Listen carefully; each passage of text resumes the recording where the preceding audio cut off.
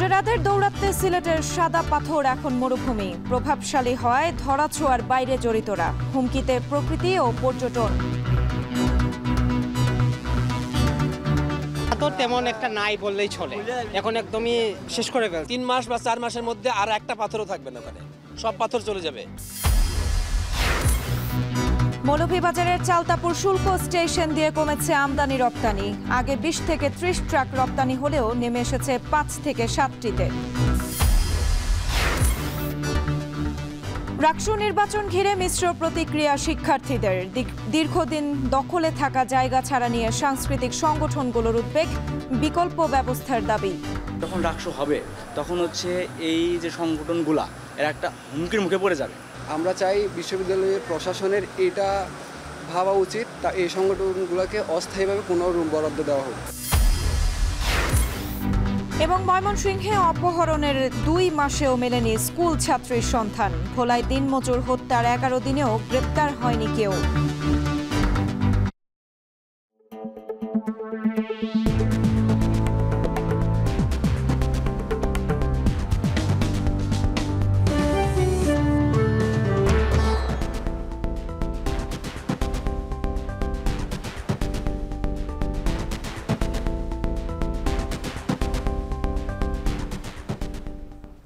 শুনছিলেন শিরোনাম। স্বাগত এখন জনপদে। পুরো আয়োজন জুড়ে সঙ্গে আছে আমি সুমাইয়া রাত্রি। দেশের অন্যতম প্রাকৃতিক পর্যটন কেন্দ্র সিলেটের সাদা পাথর, কিন্তু পাথর লুটের কারণে গেল 2 মাসে তা পরিণত হয়েছে মরুভূমিতে। স্থানীয়দের অভিযোগ, লুটের সাথে জড়িতরা প্রভাবশালী হওয়ায় প্রতিবাদ করার সাহস পান না তারা। তাই সৌন্দর্য হারিয়ে যাওয়ায় পাশাপাশি নষ্ট হচ্ছে পরিবেশ। হুমকিতে পর্যটন সংশ্লিষ্টদের জীবিকা। গোলজার আহমেদের প্রতিবেদন আর ছবি তুলেছেন সেলিম মিয়া। দিন কিংবা রাত, প্রকাশ্যেই শত শত নৌকায় লুট হচ্ছে পাথর। প্রভাবশালী চক্রের লুটপাটে বদলে গেছে ভোলাগঞ্জের সাদা পাথর। গেল কয়েক মাসের এই অবৈধ কার্যক্রমে নদীর তলদেশে সৃষ্টি হচ্ছে বড় বড় গর্ত, নষ্ট হচ্ছে জলের স্বচ্ছতাও। পর্যটক ও স্থানীয়দের দাবি, ভোলাগঞ্জের মোহনীয় সৌন্দর্য আর নেই, আছে কেবল ঢলের পানি আর মরুভূমি। পর্যটন সংশ্লিষ্টদের অভিযোগ, এভাবে চলতে থাকলে দর্শনীয় স্থানের তালিকা থেকে মুছে যাবে সিলেটের সাদা পাথরের নাম। পাথর তেমন একটা নাই বললেই চলে, এখন একদমই শেষ করে ফেলছে। এখন শুধু বালি, উপরে শুধু বালিটা আছে আর পানি আছে। মাত্র 3 মাস বা 4 মাসের মধ্যে আর একটা পাথরও থাকবে না, ওখানে সব পাথর চলে যাবে। যেভাবে পাথর তুলছে, পর্যটক নিয়ে আমরা যে যাওয়া হওয়ার পথে কিভাবে যাইমু আর কিভাবে আইমু, এই জিনিসটা নিয়ে আমরা প্রতিনিয়ত ভয় কাজ করে ভিতরে। পাথর খেকুদের বিরুদ্ধে প্রশাসনের কার্যকর পদক্ষেপ না থাকায় অবাধে লুটপাট চলছে বলে অভিযোগ পরিবেশ কর্মীদের। সম্পূর্ণটাই কিন্তু বলবো যে প্রশাসন, যারা স্থানীয় প্রশাসনের ব্যর্থতা না, কাজ করে যখন হয়ে ওঠে না তখন আমরা ব্যর্থ বলতে পারি, কিন্তু আসলে এখানে কাজই হচ্ছে না। বা এই সাদা পাথরকে বা পাথর কোয়ারিকে সংরক্ষণ করার জন্য যেটা করার দরকার, এটা আসলে হচ্ছেই না।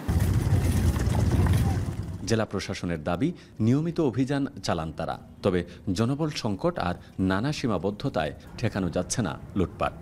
নিয়মিত আমাদের অভিযান পরিচালিত হচ্ছে। আমরা বিভিন্ন সময় আমাদের জেলা থেকে যৌথ বাহিনীও অভিযান পরিচালনা করছে, বিভিন্ন আইনানুগ কার্যক্রম করা হচ্ছে। আমরা একই সাথে অনেকে এই ক্ষেত্রে কারাদণ্ড প্রদান করেছি, আমাদের কার্যক্রম চলমান আছে। একই সাথে এলাকার লোকজনকে এতে ইনভলভ করা যায় কিনা আমরা দেখছি, তাদের সাথে আমরা কথা বলছি। পরিবেশের পাশাপাশি স্থানীয়দের জীবিকার স্বার্থে দ্রুত সাদা পাথর রক্ষার দাবি স্থানীয়দের। গুলজার আহমেদ, এখন সিলেট। মৌলভীবাজারের কুলাউড়ার চালতাপুর শুল্ক স্টেশন দিয়ে কমেছে আমদানি রপ্তানি। আগে প্রতিদিন 20 থেকে 30টি ট্রাকে পণ্য রপ্তানি হলেও বর্তমানে যাচ্ছে 5 থেকে 7টি। এতে বেকার হয়ে পড়েছে অনেক শ্রমিক। মৌলভীবাজার থেকে MA হামিদের পাঠানো তথ্য ছবিতে দেখুন বিস্তারিত। চাতলাপুর শুল্ক স্টেশন একসময় আমদানি রপ্তানিতে মুখর থাকলেও বর্তমানে নেই তেমন কোনো কর্মচাঞ্চল্য। একসময় এই বন্দর দিয়ে মাছ, প্লাস্টিক সামগ্রী, খাদ্য, সিমেন্ট সহ প্রতিদিন 20 থেকে 30 ট্রাক পণ্য রপ্তানি হতো ভারতে। তবে বর্তমানে প্রতিদিন 5 থেকে 7টি ট্রাকে রপ্তানি হচ্ছে মাছ ও সিমেন্ট, আর আমদানি হচ্ছে শুধুমাত্র আদা। ব্যবসায়ীরা বলছেন আমদানি পণ্যের শুল্ক আরোপ করায় 1 বছর ধরে কমেছে আমদানির পরিমাণ। এদিকে ভারতে প্রতিদিন মাছ রপ্তানি করা হলেও গাড়ি চেক না করার অভিযোগ করছেন ব্যবসায়ীরা। বর্তমানে শুধু রপ্তানি হচ্ছে মাছ, আমরা মাছ এক্সপোর্ট করতেছি। আগে বিভিন্ন ধরনের food items, juice, plastic items এগুলো এক্সপোর্ট হইতো, বর্তমানে এগুলা এক্সপোর্ট হচ্ছে না, বন্ধ। আমদানি নেওয়ার কারণে শ্রমিকের কাজ একবারে টোটালি নাই। 2-4 জন শ্রমিক কাজ করে হঠাৎ আদার গাড়ি আসলে মাছের গাড়িগুলো ভারতে যায়, তো এখানে কাস্টম আছে, তারপর পুলিশ ইমিগ্রেশন আছে, বিজিপি আছে, মাছের গাড়িগুলো চেক করা হয় না। শুল্ক স্টেশন কর্মকর্তারা বলছেন চলতি অর্থ বছরে এই বন্দর থেকে রাজস্ব আদায় হয়েছে 1 কোটি টাকার বেশি, আর রপ্তানি থেকে আয় হয়েছে 284 কোটি টাকা। আমাদের টার্গেট ছিল 24-25-তে 65 লাখ, আদায় হয়েছে 1 কোটি 15 লাখ, আর এক্সপোর্ট হয়েছে এখান থেকে প্রায় 284 কোটি টাকার মতো। আমদানি হয়েছে সাধারণত আদায় কিছু আদায় হয়েছে, আর তেমন কিছু ওখানে, আর এক্সপোর্ট হয়েছে মাছ, সিমেন্ট আর প্লাস্টিক সামগ্রী। এখন মৌলভীবাজার। প্রায় ৩৫ বছর পর রাজশাহী বিশ্ববিদ্যালয় কেন্দ্রীয় ছাত্র সংসদ নির্বাচন ঘিরে শিক্ষার্থীদের মাঝে তৈরি হয়েছে মিশ্র প্রতিক্রিয়া। একদিকে যেমন উচ্ছ্বাস ও প্রত্যাশা, অন্যদিকে রয়েছে উদ্বেগ আর শঙ্কা। দীর্ঘদিন ধরে রাকসু ভবনে অস্থায়ীভাবে কার্যক্রম চালাচ্ছে বিভিন্ন সামাজিক ও সাংস্কৃতিক সংগঠন। তবে 15 সেপ্টেম্বর রাকসু নির্বাচনের পর ছাড়তে হবে জায়গা, ফলে সামাজিক ও সাংস্কৃতিক সংগঠনগুলোর মধ্যে দেখা দিয়েছে গভীর উদ্বেগ। নির্বাচনের আগেই প্রশাসন বিকল্প ব্যবস্থা গ্রহণ করবে বলে দাবি করছেন শিক্ষার্থীরা। সজীব আহমেদের ক্যামেরায় আরও জানাচ্ছেন মারুফ হাসান। দীর্ঘদিন ধরে বন্ধ রাজশাহী বিশ্ববিদ্যালয় কেন্দ্রীয় ছাত্র সংসদ রাকসুর কার্যক্রম। এ অবস্থায় বিশ্ববিদ্যালয় প্রশাসনের অনুমতি নিয়ে রাকসু ভবনে অস্থায়ীভাবে কার্যক্রম পরিচালনা করছে 15টি সাংস্কৃতিক ও সামাজিক সংগঠন।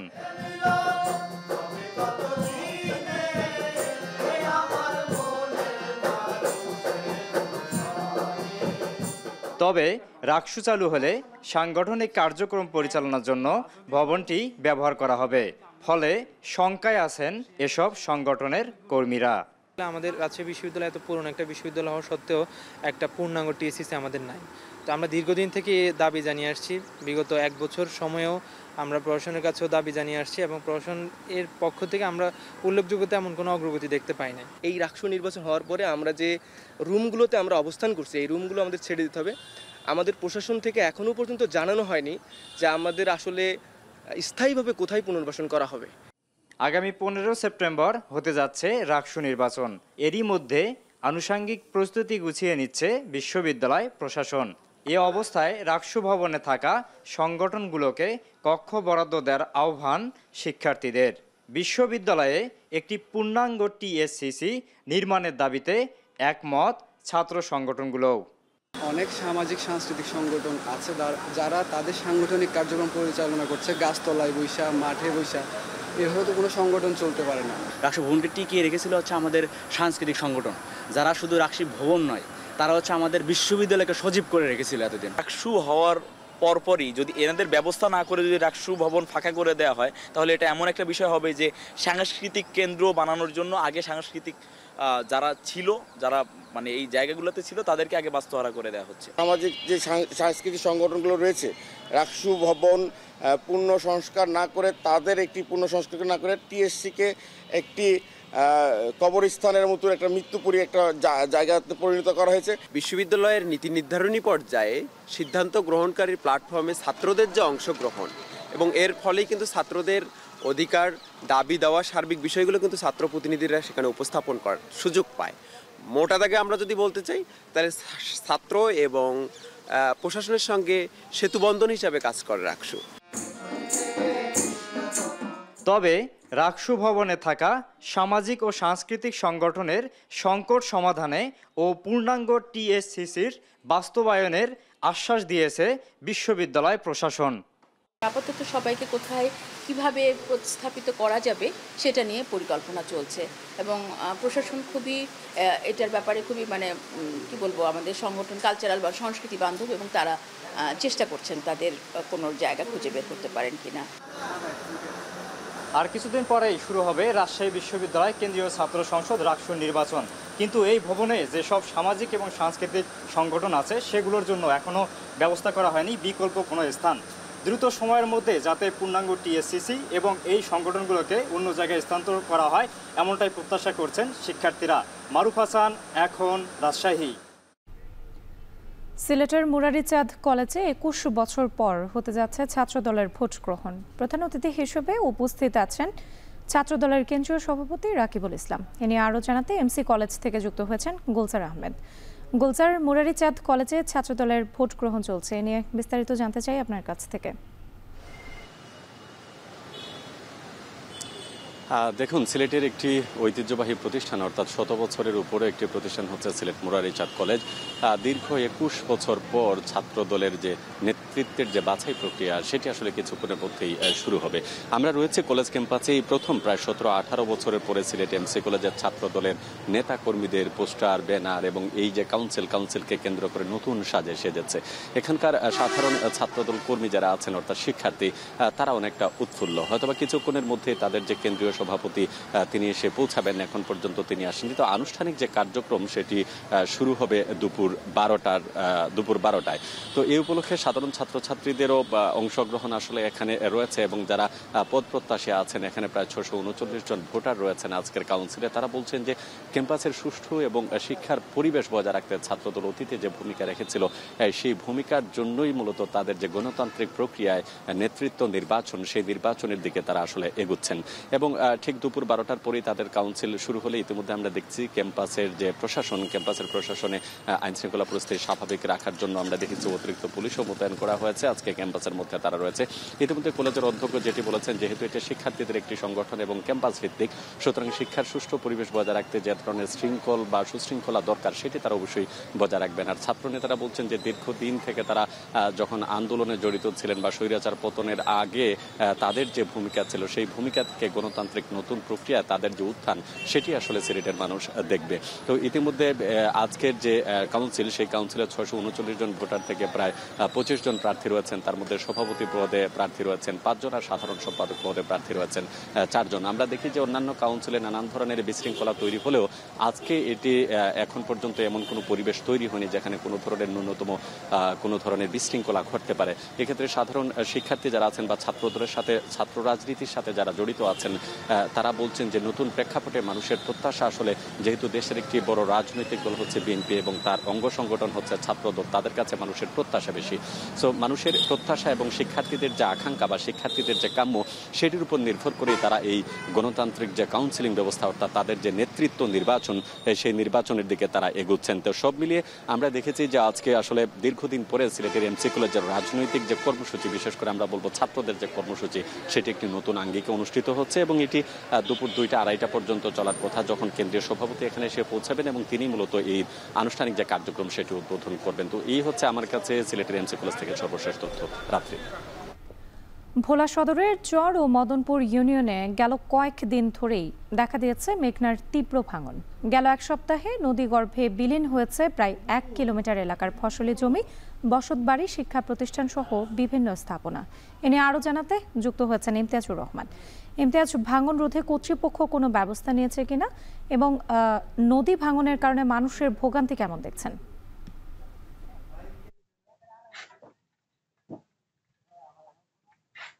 রাত্রি, আমি রয়েছি ভোলার কাচি ইউনিয়নের মাঝের চরের একটি প্রাথমিক বিদ্যালয়ের সামনে। আমার পিছনে দেখতে পাচ্ছেন বিদ্যালয়টি ভাঙার কাজ চলমান রয়েছে, কেননা তার পাশেই নদী রয়েছে। গেল এক সপ্তাহ নদী ভাঙনের তীব্রতার কারণে এই মাঝেরচর এলাকার প্রায় ৩টি শিক্ষা প্রতিষ্ঠান সহ ৭৫০টি আবাসন বা আশ্রয়ন প্রকল্পের যে বসতি রয়েছে, সে ৭৫০টি ঘরবাড়ি ভাঙা হয়েছে। এছাড়াও ৫ থেকে ৬টি মসজিদ, মাদ্রাসা ইতিমধ্যে বিলীন হয়ে গেছে। আপনাকে কিছু জানিয়ে রাখি, গেল এক সপ্তাহ যাবৎ নদী ভাঙনের তীব্রতা বেড়ে যাওয়ার কারণে কিন্তু শুধু এই কাচি ইউনিয়নের মাঝেরচর নয়, পাশেই কিন্তু মদনপুর ইউনিয়ন রয়েছে, সেই মদনপুর ইউনিয়নে কিন্তু তীব্র ভাঙন লক্ষ্য করা গেছে। তবে স্থানীয়দের সাথে কথা বলেছিলাম, স্থানীয়রা জানিয়েছেন যে গত ২ থেকে ৩ দিনের যে রাতের যে জোয়ার, এই জোয়ারের উজানের পানির চাপ এবং নিম্নচাপের যে পানির উচ্চতা রয়েছে, তার কারণে কিন্তু ভাঙনের তীব্রতা বৃদ্ধি পাওয়ার হওয়ার কারণে কিন্তু ক্রমশ কিন্তু এই মাঝের চরটা ভাঙছে বলেও কিন্তু স্থানীয়রা জানিয়েছে। তারা বলছেন যে বরাবর কর্তৃপক্ষকে চেয়ারম্যান মেম্বার সহ পানি উন্নয়ন বোর্ড, জেলা প্রশাসন, উপজেলা প্রশাসনের কাছে তারা দাবি জানিয়ে আসলেও কিন্তু ভাঙন রোধে কিন্তু এখন পর্যন্ত কার্যকরী তেমন কোনো পদক্ষেপ কিন্তু পানি উন্নয়ন বোর্ড কিন্তু নেয়নি। এদিকে এই ভাঙন পদক্ষেপ না নেওয়ার কারণে কিন্তু এই এলাকার প্রায় 8,000 মানুষের বসতি রয়েছে, তার মধ্যে কিন্তু ইতিমধ্যে প্রায় 2,500 থেকে 3,000 বসতি কিন্তু ইতিমধ্যে বিলীন হয়ে গেছে। তারা কিন্তু একরকম খোলা আকাশের নিচে বসবাস করছে বলেও কিন্তু আমরা দেখেছি। তাদের সাথে কথা বলেছি, তারা জানিয়েছেন তাদের এই চর কেন্দ্রিক কিন্তু তাদের জীবিকা, নদীতে মাছ ধরে জীবিকা নির্বাহ করে এবং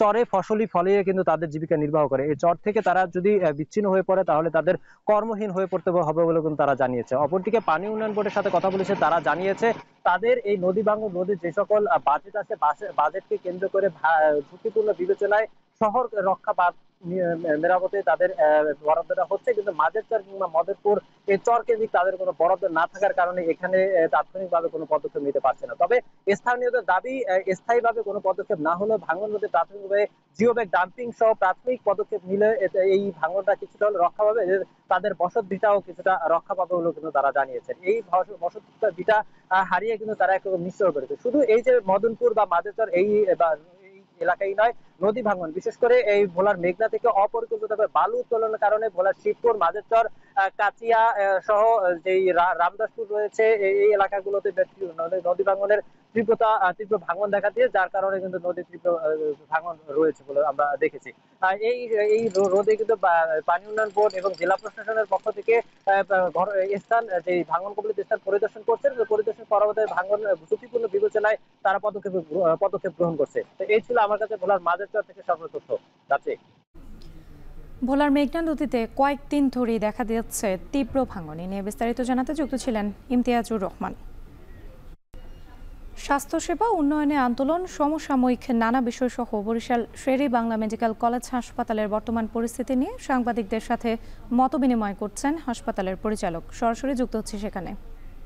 কিছু ফ্যান লাগাবো, যেগুলো আমাদের আসলে বাজেট ছিল না, উনি বলছিলেন তুমি করে ফেলো, ওনার একটা থোক বরাদ্দ দিবেন, তখন টাকাটা পরে পেমেন্ট করে দিব। তো অলরেডি কাজ প্রায় শেষের দিকে, আশা করি 2 দিনের মধ্যে সব শেষ হয়ে যাবে। তো এবং ওনারা অত্যন্ত পজিটিভ, ওনারা কিন্তু এটার সাথে কেউ দ্বিমত করছেন না, কারণ এই সমস্যাগুলো তো আমরা জানি এবং আমরা কিন্তু আরও বেশি সমস্যা জানি, চেয়ে আরও সমস্যা আছে। আচ্ছা, এইবার আসি যেটা আপনি বললেন যে যেভাবে ডেভেলপমেন্ট হওয়ার কথা সেইভাবে হয় নাই। এটার মূল কারণটা হচ্ছে যে আমি যখন এসেছি ডিসেম্বর মাসে, তখন কিন্তু আমার হাতে আসলে প্ল্যান করার তেমন কিছু ছিল না। বাজেট তো এইবার আমি প্ল্যান করতে পারলাম, তারপরেও আমাদের বাজেটের ঘাটতি ছিল। বেশ কিছু আমাদের কোড, যেগুলো গভর্নমেন্ট কোড আমাদের ছিল না, সেই কোডগুলো আমি ক্রিয়েট করেছি। এই বছর তারা আমাদেরকে এক্সট্রা টাকা দিবেন এই ক্ষেত্রে। যেমন ল্যাব রিয়েজেন্টের ক্ষেত্রে একটা বড় বাধা আছে আমাদের, ওখানে বাড়াবেন। কালকে রাত্রে আমার সাথে জুম মিটিং হয়েছে, বলেছেন ওনারা। দেন ভ্যাকসিন এবং টিকা, যেটা ওষুধ আমরা কিনি, ওই খাতে দিবেন। অটোমেশনের খাতে কিছু দিবেন। আপনারা জানেন যে আমি প্যাথোলজি অটোমেশন প্রায় শেষের দিকে, এটা আপনারা হয়তো 15 দিনের মাথায় এটা পাবেন। একদম বারকোড দিয়ে আমরা কাজ করবো স্ক্যান মেশিনের মাধ্যমে। তাহলে গভর্নমেন্টের যেমন আয় বাড়বে, মানুষের ভোগান্তিও কমবে এবং গভর্নমেন্টের আয় কয়েক গুণ বেড়ে যাবে, আমার বিশ্বাস 5-6 গুণ বাড়বে। তো এগুলো কিন্তু চলমান। আপনারা জানেন যে সিসিউ আমি ভেঙে নতুন করে করছি একদম, ওখানে মানে থাকার খুবই অসম্ভব ছিল। এই ক্ষেত্রে গণপূর্ত বিভাগ আমাদেরকে অনেক সহায়তা করেছে। দেন সমসাময়িক নানা বিষয় নিয়ে বরিশাল শের-ই বাংলা মেডিকেল কলেজ হাসপাতালের বর্তমান পরিস্থিতি নিয়ে সাংবাদিকদের সাথে মতবিনিময় করছিলেন হাসপাতালের পরিচালক। আমরা সরাসরি যুক্ত ছিলাম সেখানে। সাংবাদিক তুহিন হত্যার প্রতিবাদে সিরাজগঞ্জে অনুষ্ঠিত হচ্ছে মানববন্ধন ও প্রতিবাদ সভা। জেলা প্রেস ক্লাবের আয়োজনে শহরের চৌরাস্তা মোড়ে এই কর্মসূচিতে অংশ নিয়েছেন স্থানীয় গণমাধ্যম কর্মীরা। এ নিয়ে আরও জানাতে যুক্ত হয়েছেন রিফাত রহমান। রিফাত, এই যে সাংবাদিক তুহিন হত্যায় যে সাংবাদিকরা এই মুহূর্তে অবস্থান কর্মসূচি বা মানববন্ধন পালন করছেন, সেখানে আসলে গণমাধ্যম কর্মীদের সঙ্গে আপনার কথা হয়েছে কিনা, তাদের দাবি দেওয়াগুলো কি কি?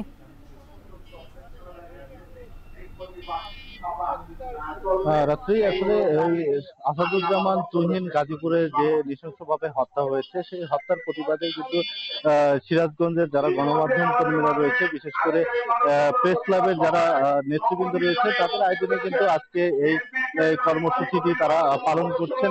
বিশেষ করে মানববন্ধনের পাশাপাশি তারা প্রতিবাদ কর্মসূচি পালন করছে। আপনাদের যদি একটু দেখাই আমি যে সিরাজগঞ্জের যারা গণমাধ্যম কর্মীরা রয়েছে সকলেই কিন্তু এই শহরের যে চৌরাস্তা মোড় প্রেস ক্লাবের নিচে কিন্তু তারা মানববন্ধন কর্মসূচিতে দাঁড়িয়েছেন এবং শুধু সাংবাদিকরাই নয়, জেলার যেগুলো বিভিন্ন প্রান্তের যারা প্রেস ক্লাবে কর্মরত গণমাধ্যম কর্মীরা রয়েছে তারাও কিন্তু এই প্রতিবাদ কর্মসূচিতে অংশ নিয়েছেন। পাশাপাশি আমরা দেখেছি যে জেলা বিএনপির যিনি সাধারণ সম্পাদক রয়েছেন সাইদুর রহমান বাচ্চু কিন্তু এই যে মানববন্ধনে সংহতি জানিয়ে তারা কিন্তু এখানে এসেছেন।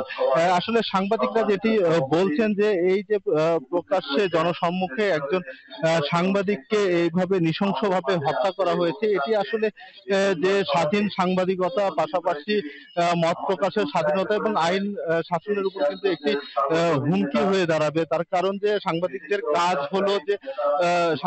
কাজ হলো যে অসঙ্গতিগুলো রয়েছে সেগুলো আসলে জনগণের সামনে তুলে ধরা। তবে আসলে এই যে এই তথ্য প্রকাশের ভিডিও চিত্র প্রকাশের কারণে একজন সাংবাদিককে এভাবে আসলে হত্যা করার কারণে আসলে যে স্বাধীন সাংবাদিকতা রয়েছে সেটি আসলে হুমকির মধ্যে পড়বে। তাদের মধ্যে যে আসলে ভয় সৃষ্টি হবে সেটি কিন্তু আসলে আইনের শাসন প্রতিষ্ঠা কিংবা মত প্রকাশে কিন্তু একটি বাধা হয়ে দাঁড়াবে। তো সাংবাদিকরা আসলে যেটি দাবি করছেন যে যারা আসলে মূল এই হত্যাকাণ্ডের সাথে জড়িত রয়েছেন তাদেরকে দৃষ্টান্তমূলক শাস্তির আওতায় নিয়ে আসা, যাতে এমন ঘটনা আর যত কোনোদিন না হয়, সাংবাদিকরা যাতে স্বাধীনভাবে তাদের মত প্রকাশ করতে পারে সেই স্বাধীনতা নিশ্চিতে কিন্তু তারা কাজ করছেন। পাশাপাশি পুলিশ প্রশাসনের একটি নিষ্ক্রিয়তাও কিন্তু তারা দাবি করছেন। তারা কিন্তু এখানে অভিযোগ করছেন যে পুলিশ নিষ্ক্রিয় হওয়ার কারণে এই অপরাধীরা কিন্তু এমন অপরাধ করার কিন্তু তারা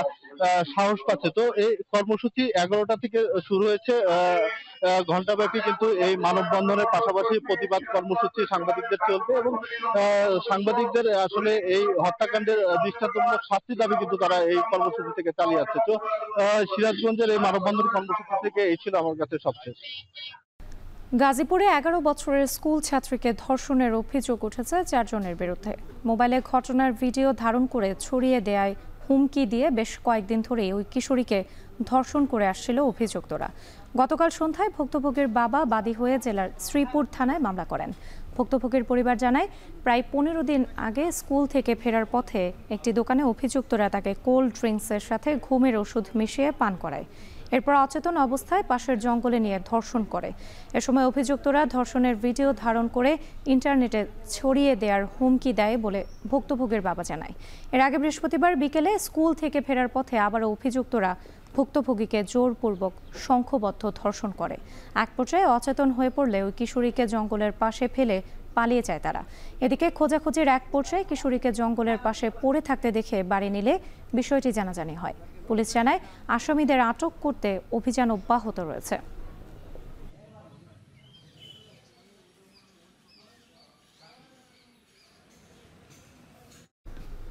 অপহরণের 2 মাস পার হলেও ময়মনসিংহের ঈশ্বরগঞ্জের 6ষ্ঠ শ্রেণীর স্কুল ছাত্রীকে এখনো উদ্ধার করতে পারেনি পুলিশ। ঘটনার দিনই পরিবার মামলা করতে চাইলেও নেওয়া হয় সাধারণ ডায়েরি। তবে পুলিশ বলছে ভুক্তভোগীকে উদ্ধারে তৎপরতা চলছে। এদিকে মেয়েকে হারিয়ে পাগল প্রায় স্বজনরা। আইনজীবীরা বলছেন ওই শিক্ষার্থীকে উদ্ধারে চরম অবহেলা করছে আইন শৃঙ্খলা বাহিনী। হারুনুর রশিদের প্রতিবেদন আর ছবি তুলেছেন জাহাঙ্গীর আকন্দ। শান্ত দিঘির পার, মাচায় কুড়ি থেকে ফুটেছে স্নিগ্ধ ফুল। বিষণ্ণ পোষা কবুতরটিও, প্রিয় সাদা মোরগটারও মন ভার। অশ্রুসিক্ত বাবা নিয়মিত বারান্দায় বসে থাকেন একমাত্র মেয়ের ফিরে আসার অপেক্ষায়। শূন্য ঘরে থরে থরে সাজানো বইয়ে মেয়ের স্পর্শ খোঁজেন মা। স্বজনরা জানান গত 18 জুন ময়মনসিংহের ঈশ্বরগঞ্জের বালিহাটা গ্রামের 6ষ্ঠ শ্রেণীর ছাত্রীকে স্কুলে যাওয়ার পথে স্থানীয় বখাটে সজীব ও তার সহযোগীরা তুলে নিয়ে যায়। বিষয়টি থানায় জানানো হলেও পুলিশ নিখোঁজ ডায়েরি নেয় পরদিন। ঘটনার 38 দিন পর গেল 26 জুলাই এ ঘটনায় অপহরণের মামলা নেয় পুলিশ। মামলায় 5 জনকে অভিযুক্ত করা হলেও এখনও কেউ গ্রেফতার হয়নি। মেয়ে উদ্ধার না হওয়ায় ক্ষোভ জানান স্বজনরা। সবসময় ছেলেটা আমাকে প্রশ্ন করে আমার আপু নেই, আমার আপু কোথায়, আমার আপুকে এনে দাও। জানি না আমার মেয়েটা কোথায় কিভাবে আছে, আজও বেঁচে আছে কিনা। আমার মেয়েকে উদ্ধার করে দিন আপনারা। মেয়ে স্কুলে যাওয়ার পথে সজীব মেয়ে নামে এক ছেলে মেয়েটাকে অপহরণ করে নিয়ে যায়। তো সাথে সাথে আমি থানা যায় অবহিত করি, শিশু বাচ্চা অপহরণ করছে, তার কাছে আমি কোনো রেসপন্স পাইনি। সে আশ্বাস দিয়ে বিভিন্ন তাল বানাতে সময় নিয়ে এই পর্যন্ত প্রায় 2 মাস হয়ে গেছে। আমি সুষ্ঠু বিচার চাই, এটা আমার মেয়েটাকে যে সরকার উদ্ধার করে, এটা আমার একান্ত দাবি। প্রশাসন যদি সদয় হইতো আরও বা চেষ্টাটা আরও বেশি করতো, তাহলে হয়তো তাকে উদ্ধার করা সম্ভব হতো। আমাদের অনতিবিলম্বে যাতে এই মেয়েটাকে পাওয়া যায়। ভুক্তভোগী এখনও উদ্ধার না হওয়াকে পুলিশের অবহেলা বলে মনে করেন আইনজীবীরা। তবে পুলিশের বক্তব্য গদবাঁধা। এখন পর্যন্ত মেয়েটাকে উদ্ধার করা সম্ভব হয়নি। আমরা চেষ্টা করতেছি, এখনো বিভিন্ন জায়গায় যেখানেই সংবাদ পাচ্ছি সেখানেই যাচ্ছি, উদ্ধারের জন্য চেষ্টা করতেছি। 12 বছরের শিশু, তাকে অপহরণ হওয়ার 24 ঘন্টার ভিতরে তার ব্যবস্থা গ্রহণ করা তার জন্য বাধ্যতামূলক। সে যদি এইভাবে ব্যবস্থা না করে 2 মাস অতিবাহিত হওয়ার পরে যদি সে ব্যবস্থা না নেয়, তাহলে সেটা হলো তার অসদাচরণ শুধু না, পেশাগত দায়িত্ব অবহেলার জন্য সে শাস্তিযোগ্য অপরাধের আওতায় আসবে প্রশাসনিকভাবে। এ ধরনের ঘটনায় দ্রুত পদক্ষেপ নিতে উচ্চ আদালতের নির্দেশনা রয়েছে বলেও জানান এই আইনজীবী। হারুনুর রশিদ, এখন ময়মনসিংহ। গাজীপুরের সাংবাদিক হত্যা ও আইন শৃঙ্খলা পরিস্থিতি নিয়ে গাজীপুর প্রেস ক্লাবে প্রেস ব্রিফিং করছেন ইসলামী আন্দোলন বাংলাদেশ। আমরা সরাসরি যুক্ত হচ্ছি সেখানে।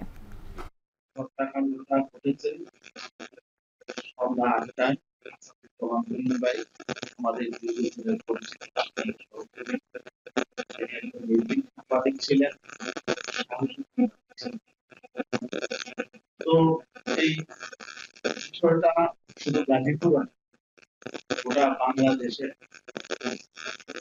তীব্র প্রবেশ সৃষ্টি করেছে, আলোচনা সৃষ্টি করেছে এবং যেহেতু একজন পেশাদার সাংবাদিক ঘটনা হয়েছে, আমাদের দেশে আন্তর্জাতিক অঙ্গনে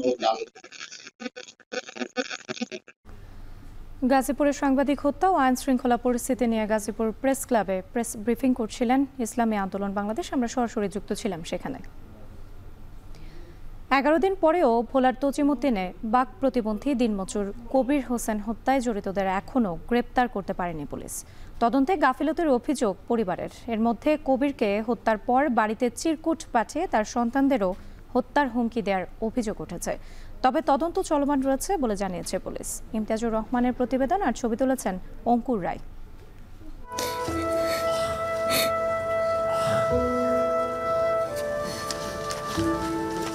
স্বামীর ছবি বুকে চেপে কখনো কবরের পাশে আবার কখনো ঘরের কোণে বসে শোকস্তব্ধ নিহত কবির হোসেনের স্ত্রী সুমা বেগম। স্বামীকে হারিয়ে 4 সন্তান নিয়ে অনিশ্চিত ভবিষ্যতের দিকে তাকিয়ে তিনি। এদিকে কবির হত্যাকাণ্ডের পর পুলিশ কাউকে গ্রেপ্তার করতে পারেনি। এর মধ্যে বাড়িতে চিরকুট পাঠিয়ে ছেলেসহ অন্য সদস্যদের মেরে ফেলারও হুমকি দিচ্ছে কবিরের আপন চাচা ও চাচাতো ভাই। অভিযোগ সুমা বেগমের। আমার স্বামী বলে আমার স্বামীর ওই ফাঁসি নিছে নিয়ে ওরা রাসেলে আবার রিয়াজে আমার শাশা শ্বশুর ছেলে ওরা চুরি দেখাইছিল। চুরি দেখানোর পরে আমার স্বামী ভয়ে আমার শাশুড়ির কাছে গেছে, যাই দেখাইছিল। দেখানোর পরে বাজারও দেখাইছে। তারপরে মঙ্গলবার আমার স্বামী বিকাল দূর থেকে নিখোঁজ। তজিমুদ্দিন উপজেলার শম্ভুপুর ইউনিয়নের হত্যার এ ঘটনা ইতিমধ্যে আলোচিত হয়ে উঠেছে। হত্যার বিচার চেয়ে বিক্ষোভ ও মানববন্ধন করেছে এলাকাবাসী। তাদের অভিযোগ, জমি নিয়ে বিরোধের জেরেই কবিরকে হত্যা করেছে তার চাচাতো ভাইয়েরা। আমার বাবাকে রিয়াজ রাসেল ওরা হুমকি দিছে। হুমকি দেওয়ার পরে আমার বাবা গায়েব হয়ে গেছে। ছেলের চাচারা জমিনের কেন্দ্র করি আমার ছেলে মারিয়ে লাইছে। তাদের জায়গা জমি নিয়ে তাদের চাচাতো ভাই লগে চাচার লগে কিছু দ্বন্দ্ব ছিল। আমাদের একটাই দাবি, এই খুনির ফাঁসি চাই এবং কবিরের যে ফ্যামিলি আছে তাদের নিরাপত্তা চাই। গেল 29 জুলাই থেকে নিখোঁজ ছিলেন বাক প্রতিবন্ধী কবির হোসেন। ঘটনার 3 দিন পর বাড়ির পাশের পুকুর থেকে তার ক্ষতবিক্ষত মরদেহ উদ্ধার করে পুলিশ। নিহতর ভাই অপমৃত্যু মামলা করলেও তার দাবি পুলিশ তদন্তে গাফলতি করছে। আর পুলিশ বলছে মৃত্যুর রহস্য উদ্ঘাটনে তদন্ত চলছে। তদন্ত সাপেক্ষে আইনি ব্যবস্থা নেওয়া হবে। আমাদের প্রত্যেক যে ডকুমেন্টারি আমাদের কাছে লিপিবদ্ধ আছে, এখানে আমরা যাই করতেছি কিনা সেটা আমরা ডকুমেন্ট রাখতেছি। এটা গুরুত্ব সহকারে আমরা তদন্ত করতেছি। হত্যাকাণ্ডের পরই পলাতক রয়েছে নিহত কবিরের চাচা ও চাচাতো ভাইয়েরা। ইমতিয়াজুর রহমান, এখন, ভোলা। কিশোরগঞ্জ সদরের সাথে হাওর সহ 4টি উপজেলার প্রবেশপথে খানাখন্দ সৃষ্টি হয়েছে। এতে প্রায়ই ঘটছে দুর্ঘটনা। বৃষ্টি হলেই পানি জমে চলাচলের অনুপযোগী হয়ে পড়ে পুরো রাস্তা। এ নিয়ে আরও জানাতে যুক্ত হয়েছেন মশিউর কায়েস। কায়েস, রাস্তা সংস্কারে কর্তৃপক্ষ কোনো ব্যবস্থা নিয়েছে কিনা এবং পাশাপাশি জনগণের ভোগান্তি সম্পর্কে জানতে চাই আপনার কাছ থেকে। রাত্রি প্রথমে আমি একটু ভোগান্তির কথা বলি যে এই যে সড়কটি রয়েছে এটি কিন্তু জেলা সদর এবং যে কিশোরগঞ্জ পৌরসভা রয়েছে তার সঙ্গে কিন্তু টোটাল 4টি উপজেলার সংযোগ, এবং এটিকে বলা হয় যে আমাদের যে কিশোরগঞ্জ অঞ্চলের যে হাওর অঞ্চলগুলো রয়েছে সেই হাওর অধ্যুষিত যে অঞ্চলগুলো রয়েছে তার একেবারেই প্রবেশদ্বার। সেখান থেকে ইটনা, মিটামুন, অষ্টগ্রাম এবং করিমগঞ্জ এই 4টি উপজেলা থেকে মানুষ যারা এখানে জেলা সদরে প্রবেশ করে তাদেরকেই কিন্তু এই রাস্তাটি হয়ে কিন্তু আসলে জেলা সদরে প্রবেশ করতে হয়, এবং এইখানে প্রতিদিন যে হাজার হাজার যাত্রী সাধারণ এই রাস্তা দিয়ে চলাচল করে। এই রাস্তাটা দীর্ঘ একরামপুর থেকে সতাল পর্যন্ত যে সড়কটি রয়েছে দীর্ঘ প্রায় 1.5 কিলোমিটার রাস্তা কিন্তু খানাখন্দে দীর্ঘদিন যাবৎ ভরপুর, এবং এর কারণে কিন্তু প্রতিনিয়ত ঘটছে দুর্ঘটনা। এখানে স্কুলগামী, কলেজগামী শিক্ষার্থীরা রয়েছে, পাশাপাশি একটি মেডিকেল কলেজ রয়েছে, সেখানে রোগী আসা যাওয়ার ক্ষেত্রেও কিন্তু রোগীদের বিভিন্ন সময় বিভিন্ন বিপাকে পড়তে হয়। এছাড়াও যদি বলি যে গত 1 মাসে কিন্তু এই সড়কটিতে কিন্তু প্রায় 10টি যানবাহন কিন্তু উল্টে গেছে এবং উল্টে পড়ে কিন্তু এখানে দুর্ঘটনা ঘটেছে। তো সব মিলিয়ে যদি বলি যে এখানে কিন্তু জনদুর্ভোগটা যে এই রাস্তায় সেটি কিন্তু ভোগান্তি কিন্তু আসলে চরমে রয়েছে। আমি এখানকার যে সড়ক ও জনপদ বিভাগের যে কর্মকর্তা রয়েছে প্রকৌশলী, তার সঙ্গে কথা বলেছিলাম। তিনি যে বিষয়টি আসলে বলছেন যে এখানে ভূমি অধিগ্রহণের কাজ চলছে এবং খুব শীঘ্রই এই রাস্তাটি আসলে মেরামতের কাজ শুরু হবে। তারা বলছে যে 6টি ভূমি অধিগ্রহণ মামলা ছিল, সেগুলো শেষ হয়েছে এবং খুব দ্রুত গতিতে কিন্তু এই রাস্তার কাজ শুরু করতে পারবে বলে তারা কিন্তু প্রত্যাশা করছেন।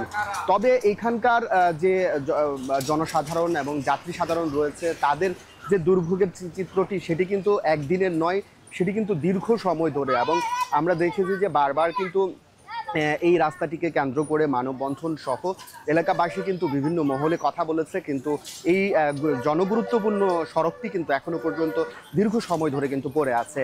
আর অল্প বৃষ্টিতেই কিন্তু আসলে এখানে আমরা দেখেছি যে পানি জমে যায়, জলাবদ্ধতা তৈরি হয়, যেখানে কিন্তু আসলে চলাচল করতেও কিন্তু সাধারণ পথচারীদেরও কিন্তু সমস্যা হয়ে যায়। পাশাপাশি যে গাড়ি যাতায়াত করছে বিভিন্ন যানবাহন তাদেরও কিন্তু যন্ত্রাংশগুলো ধীরে ধীরে নষ্ট হচ্ছে এই রাস্তার কারণে। তো এই ছিল আমার কাছে কিশোরগঞ্জ থেকে সর্বশেষ তথ্য। রাত্রি। কিশোরগঞ্জের বিভিন্ন সড়কে সৃষ্টি হয়েছে খানাখন্দ। এ নিয়ে বিস্তারিত জানাতে যুক্ত ছিলেন আমাদের সঙ্গে মশিউর কায়েস। নিউমরিং, লালদিয়া ও বে টার্মিনাল 3টিতেই ডিসেম্বরে অপারেটর নিয়োগের চুক্তি করা হবে বলে জানিয়েছেন বিডার নির্বাহী চেয়ারম্যান। চট্টগ্রাম বন্দরের shipping and logistic online desk উদ্বোধন অনুষ্ঠানে কথা বলেন তিনি। আগামীতে নতুন সরকার এসে যাতে বেকায়দায় না পড়ে সেজন্য দ্রুতই চুক্তি করতে চায় বলে জানান তিনি। হাজিরা শিউলির প্রতিবেদন। দেশি না বিদেশি অপারেটরের হাতে যাচ্ছে চট্টগ্রাম বন্দরের এনসিটি টার্মিনাল, এমন আলোচনা চলছে 6 মাসেরও বেশি সময় ধরে। বিদেশি অপারেটরের হাতে গেলে চট্টগ্রাম বন্দর হবে বিশ্বমানের, এমন যুক্তি সরকারের। এ নিয়ে যখন সরব নানা পক্ষ, তখন চট্টগ্রাম বন্দর পরিদর্শনে বিডার চেয়ারম্যান। বিকেলে বন্দরের shipping and logistic online desk উদ্বোধন সহ একাধিক স্থাপনা পরিদর্শন করেন তিনি। জানান ডিসেম্বরেই চট্টগ্রাম বন্দরের এনসিটি, লালদিয়া কন্টেইনার টার্মিনাল ও বে টার্মিনাল 3টিতেই প্রথম অপারেটর নিয়োগের চুক্তি করা হবে। আগামীতে নতুন সরকার এসে যাতে বেকায়দায় না পড়ে সেজন্য সরকার দ্রুতই চুক্তি করতে চায় বলে জানান তিনি।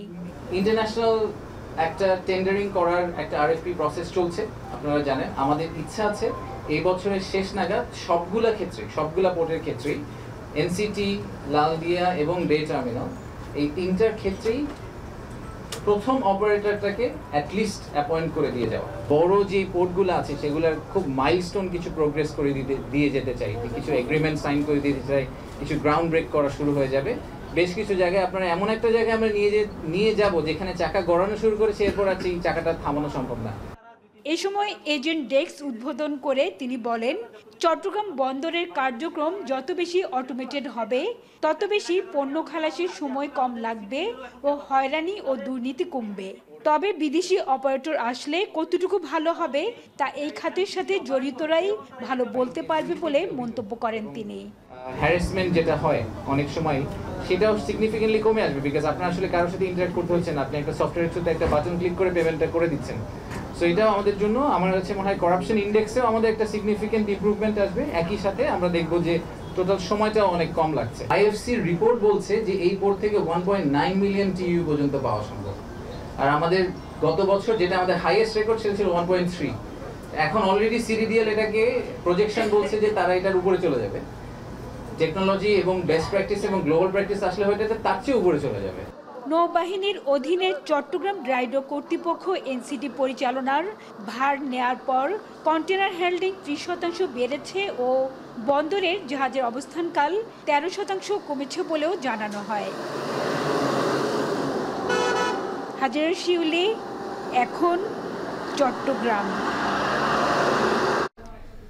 চাঁপাইনবাবগঞ্জের কৃষিতে নতুন সম্ভাবনার নাম ড্রাগন ফল। এই ফল চাষ করে ভাগ্য বদলে যাচ্ছে অনেক কৃষকের। গরম আবহাওয়ায় ভালো ফলন হয় এই অঞ্চলে দিন দিন জনপ্রিয় হয়ে উঠেছে ড্রাগন চাষ। এদিকে জেলায় ড্রাগনের আবাদ আরও বাড়াতে সার্বিক সহায়তার আশ্বাস কৃষি বিভাগের। সোহান মাহমুদের তথ্যচিত্রে দেখুন বিস্তারিত। রুবেল হক চাঁপাইনবাবগঞ্জের গোমস্তপুর উপজেলার বাসিন্দা। ইউটিউব দেখে উদ্বুদ্ধ হয়ে 2 বিঘা জমি লিজ নিয়ে চাষ শুরু করেন ড্রাগন ফলের। বর্তমানে খরচ বাবদ বছরে তার আয় 5 লাখ টাকা। রয়্যাল রেড জাতের 500 চারা দিয়ে শুরু করলেও বর্তমানে প্রায় 2 বিঘা জমিতে ড্রাগন গাছ রয়েছে তার। রাজধানী সহ বিভিন্ন জেলায় ড্রাগন ফল বিক্রি করে থাকেন রুবেল। ড্রাগনের ফলন আল্লাহর রহমতে খুবই অনেক ভালো হয়। বাজার দেওয়ার আগে ভালো ছিল, এখন উৎপাদন বেশি হচ্ছে, সেই জন্য আপনার ড্রাগন একটু বাজারটা মোটামুটি, তারপরেও আমার কাছে লাভজনক ব্যবসা। রুবেলকে দেখে ড্রাগন চাষে উদ্বুদ্ধ হয়েছেন অনেকেই, অন্যদিকে বাগানে কর্মসংস্থানও হয়েছে অনেকের। একদম খুবই ভালো লাগে, বাইরে কাজে যেতে হয় না, কাজ ধরতে হয় না, কিছু করতে হয় না, এই বাগানে সকাল হলে কাজে চলে আসি। ড্রাগন চাষ দেখে অনেক বেশি উৎপাদনশীল এবং ফলন বেশি হওয়ায় আমরা অনেকেই উদ্বুদ্ধ হচ্ছি। আমরা দিনমজুরি প্রায় প্রতিদিনই 400 টাকা করে পাই। নিজে বাসায় চাষ করি এবং আমিও ভালো ফলন পাই। আমাদের পার্শ্ববর্তী এদিকে পাশে আরেকটা বাগান আছে এবং ফলন আমাদের এই অঞ্চলে ভালো। জেলার মাটি ও আবহাওয়া ড্রাগন ফল চাষের উপযোগী, তাই এই ফলের আবাদ বাড়াতে সার্বিক সহায়তার আশ্বাস কৃষি বিভাগের। যে কোনো একটা ফসলের উপর নির্ভরশীল না হয়ে বর্তমানে আরও অনেক উচ্চ মূল্যের ফসল আসছে, যেগুলো আবাদ করে তারা লাভবান হতে পারে। সেজন্য আমরাও পরামর্শ দিচ্ছি আমের পাশাপাশি যেমন ড্রাগন, সাম্মাম ফল, এইগুলো যদি চাষ করে তারা বাণিজ্যিকভাবে তারা লাভবান হতে পারে। চাহিদা বাড়ায় চলতি মৌসুমে জেলায় 9 হেক্টর জমিতে ড্রাগন ফলের চাষ হয়েছে। এতে উৎপাদনের লক্ষ্যমাত্রা ধরা হয়েছে 150 টন, যার বাজার মূল্য প্রায় 4 কোটি টাকা। গেল বছরের তুলনায় যা 30 টন বেশি। এখন চাঁপাইনবাবগঞ্জ। শেষ করছি এখন জনপদে, তবে যাওয়ার আগে শিরোনামগুলো আরও একবার। লুটেরাদের দৌরাত্মে সিলেটের সাদা পাথর এখন মরুভূমি। প্রভাবশালী হয় ধরা ছোঁয়ার বাইরে জড়িতরা, হুমকিতে প্রকৃতি ও পর্যটন। পাথর তেমন একটা নাই বললেই চলে, এখন একদমই শেষ করে ফেল। 3 মাস বা 4 মাসের মধ্যে আর একটা পাথরও থাকবে না, ওখানে সব পাথর চলে যাবে। মৌলভীবাজারের চালতাপুর শুল্ক স্টেশন দিয়ে কমেছে আমদানি রপ্তানি। আগে 20 থেকে 30 ট্রাক রপ্তানি হলেও নেমে এসেছে 5 থেকে 7টিতে। রাকসু নির্বাচন ঘিরে মিশ্র প্রতিক্রিয়া শিক্ষার্থীদের। দীর্ঘদিন দখলে থাকা জায়গা ছাড়া নিয়ে সাংস্কৃতিক সংগঠনগুলোর উদ্বেগ, বিকল্প ব্যবস্থার দাবি। যখন রাকসু হবে তখন এই যে সংগঠনগুলা এরা একটা হুমকির মুখে পড়ে যাবে। আমরা চাই বিশ্ববিদ্যালয়ের প্রশাসনের এটা ভাবা উচিত, তা এই সংগঠনগুলোকে অস্থায়ীভাবে কোনো রুম বরাদ্দ দেওয়া হোক। এবং গাজীপুরে স্কুল ছাত্রীকে ধর্ষণের অভিযোগে 4 জনের বিরুদ্ধে মামলা। মাস পেরোলেও মেলেনি ময়মনসিংহে অপহৃত স্কুল ছাত্রীর সন্ধান। এই ছিল এখন জনপদের আয়োজনে। এখন টেলিভিশন ওয়েবসাইটে দেখতে ভিজিট করুন www.ekon.tv। এছাড়া ফেসবুকে দেখতে ভিজিট করুন facebook.com/tv.ekon এবং ইউটিউবে এখন টেলিভিশন দেখতে ভিজিট করুন youtube.com/c/ekontv।